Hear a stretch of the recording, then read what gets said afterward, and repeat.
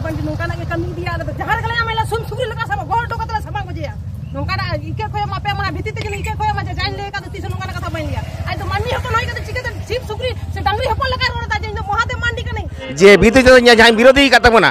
उनारे अपमान दो कना नुआ होय नेल तबन पे नुआ दे कना बिदु चंदन धर्मा पोतब तो नुआ कना बिदु चंदन बिदु और ये चंदन नुकिन दो हीरो हीरोइन कना किन तो महादेव मांडी तो नोकान होर कनाय माने नुआ साता खुना के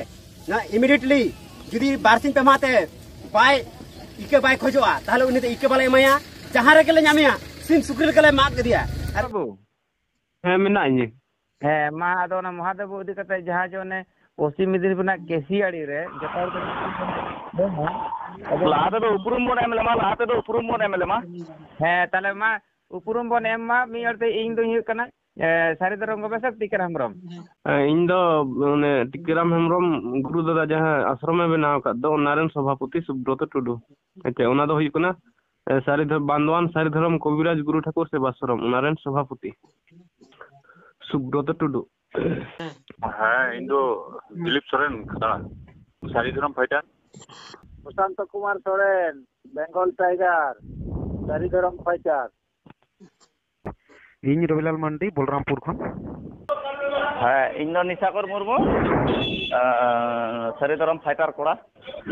अच्छा नोय नोय उपरुम दो हुईना रामलाल बु मा ताहले आदो पोलो ते सुब्रत बु मेताय कना ओना इदी कते कना केसियाड़ी नोय जे रपा कते तबना महादेव मांडू मादी चंदन मलई तबन मा पोलो ते अच्छा सनम को मणंग ते जोहार सगुन जोहार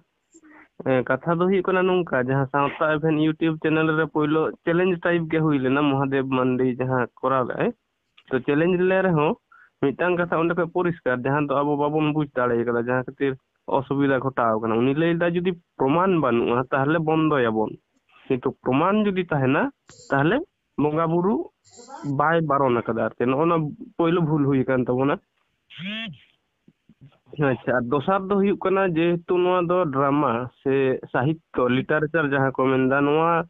आवतार जेहेतु हुई कना हंते बंगा बुरु हुई कना हुई दो बंगा बुरु कना केन जुदियो साप सपोज ते साप दो हुई कना किंतु जेहेतु नोआ दो ऑल तोल आकारते कॉलेज यूनिवर्सिटी करे बन पढ़ा कना मेन दो लिटरेचर कना साहेद रे बन पढ़ा दा साहेद दो उनगे हारा बुरु तबना जखन उनाना तुले जोखाया को आरते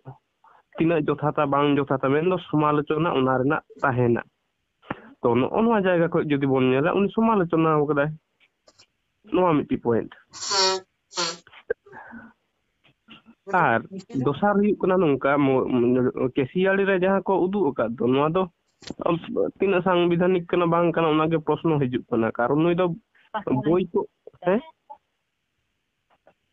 बोई उदु कते जे नोआ दो बांग ठीक है नोआ दो डुप्लीकेट कना नोंका बोई उदु कते लई कदा किंतु उना ना परिवर्तन ते नुको दो माने तलवारे कापी नोआ को उदु कदा नोआ दो संविधानिक लेकाते दो मिटांग अपराध कना ते आबो दो सांतार सावता दो चेद हुईवा जे दा लेका बन बिचारा दा दड़म कते मेन दो जहां गे भूल हचोने जहां गे दोष हचोने उनी बिचार हुईवा बिचार तलाते हुडिंग हुडिंग बिचार में अतु बिचार पुलसी बिचार तारपर में लो महल जहां दो लो महल रे उनकान शास्ति दो बन एमा को जहां जदी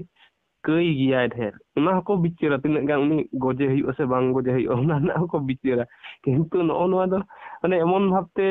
ओंडे नेलो कना सरी एक्शन कदा को जे मिटांग आतु मतो खन गे उनी गजे रना सिद्धांत को हताव दा नोआ दो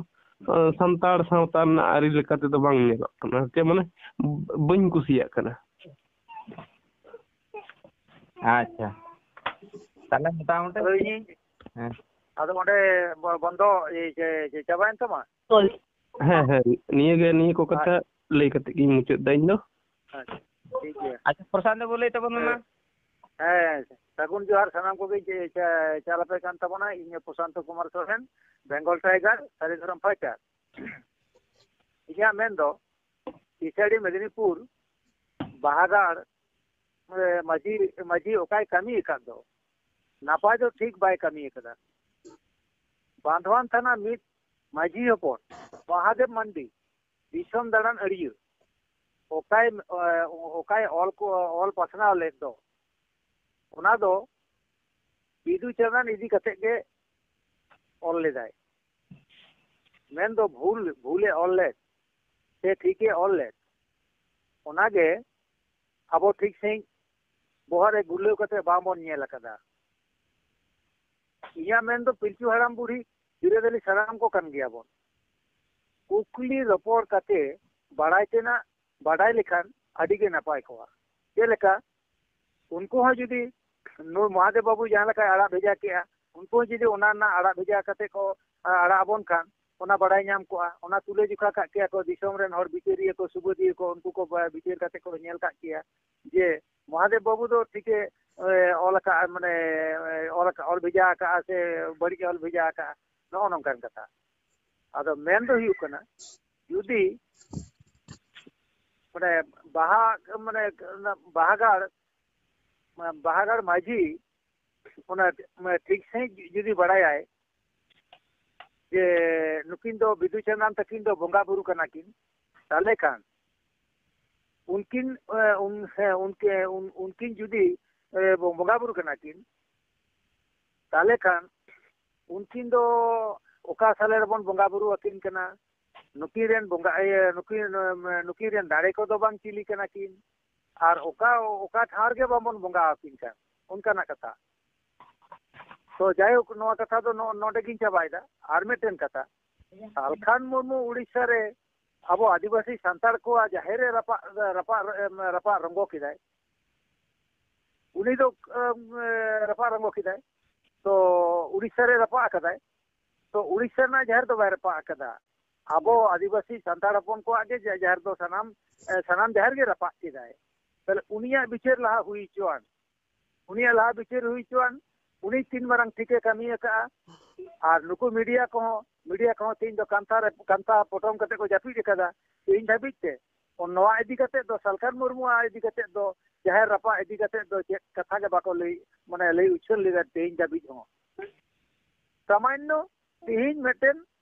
ठीके लई का बेठी के लई का नवा दो तुले जुखाया अब मत दो बाबन तुले जुखाया सनाम धरती रे मनवा को तुले जुखाया चोन है और सालखान मुर्मू जाहेर रपा के दो नुई दो कि पिलचुड़ा बिरदनी दे बान कना और उनिया बिचार के तीन धाबी चिदा बांग हुईना और ओकोयटा मेटेन आर्मी हर यूट्यूब दम तड़ा एदाय जे मुने फांसी ना ऑर्डर एम एदाय उनी दे चिली कनाय फांसी ना ऑर्डर एम रेन दम चिली कना समाज रेना आबोरन बड़ी जका आय समाज रेन हर बोन बिचेरा और बहागाड़ माझी जे आज मा केदिया बहागाड़ माझी रेन जे आज मेरेन मतो कना कि बिदु चंदन दो नवा को तो मिमिटेन कुकली कना बहागाड़ माझी जहाँ ये महादेव बाबू रपा किदिया सिद्धू चंदन दो माने बहागाड़ माझी रेन गे कना किन से सनाम दिसो रेन मानवी रेन कना बोन ताले तुले जुखान ऑक्टो चिदा समय बाय एम कते आज एकला से रपा किदिया इने मित कथा रपा ना हक दो कोया कना जहाँ माझी रेन हपन कना उनी माझी रपा गया उनी दो रपा रेन हक दो कोय एम का दो हक दो रपा गया ठीक गया निये बेड़ा दो निये लेके तिकिन चाबा केदा नोआ ना जेमन तेलाई ᱧᱟᱢ मा इंगे प्रशांत कुमार सोरेन बेंगल टाइगर